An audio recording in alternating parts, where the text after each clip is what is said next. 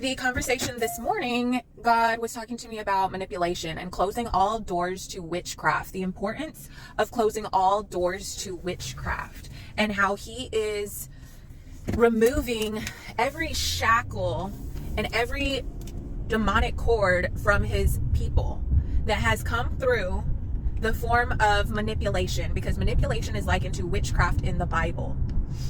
And there are people who we would not expect to be these cords in our lives and these doorways, these open doors in our lives to witchcraft. So we really need to assess every relationship in our life. And usually, and unfortunately, it is the people closest to us that end up being used by the enemy to deceive and to hinder and to delay our path, delay our destiny, delay our inheritance from reaching us.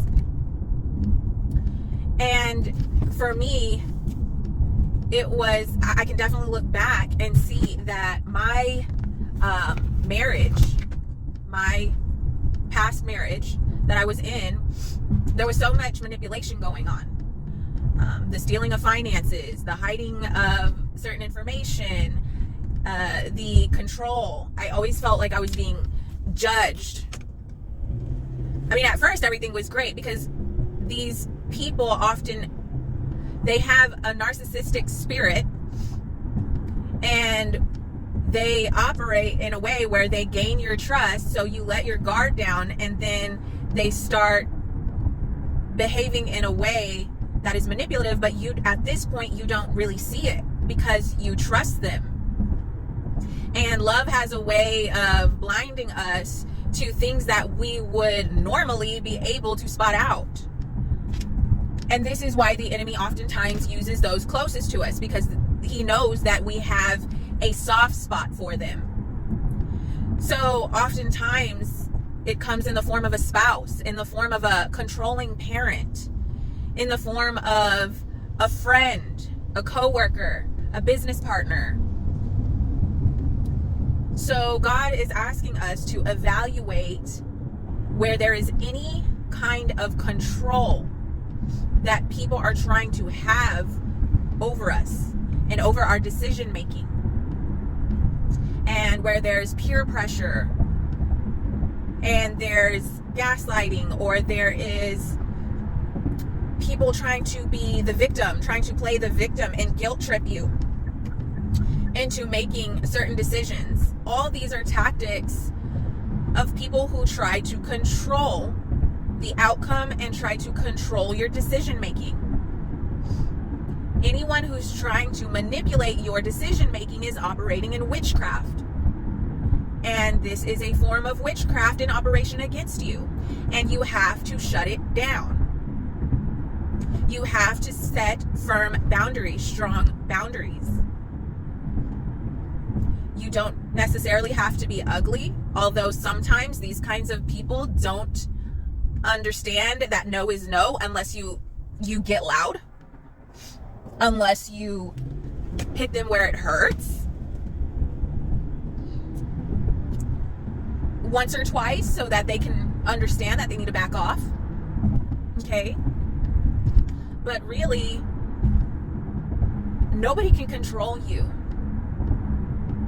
Nobody can control you. Another form of manipulation is using financial abuse against somebody. When someone tries to use finances to manipulate or threaten you or intimidate because they're trying to exploit your financial situation. And this is what a lot of people do. A lot of people do this. Business people, people in marriages.